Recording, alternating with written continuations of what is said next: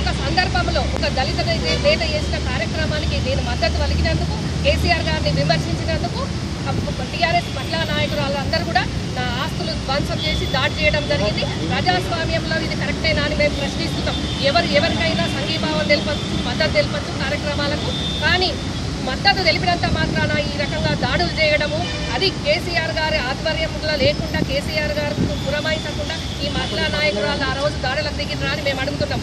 అప్పుడున్న కాంగ్రెస్ ప్రభుత్వం తక్షణంలో వాళ్ళే దాడులు చేసి వాళ్ళే నా మీద ఎస్సీ ఎస్టీ కేసుకు ఆల్రెడీ వాళ్ళు ఎస్సీ ఎస్టీ కేసు పెడితే అప్పుడున్న కాంగ్రెస్ గవర్నమెంట్ నన్ను అరెస్ట్ చేయడానికి వచ్చింది.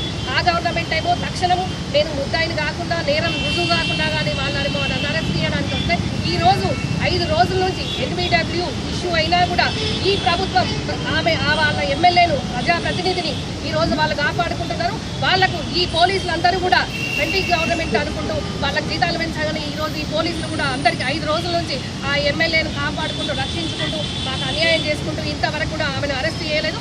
ఆమెను అరెస్ట్ చేయనందుకే మేము ఈరోజు ఇక్కడ నుంచి నిరసన తెలుపుకుంటూ ధర్నా చేస్తున్నాం.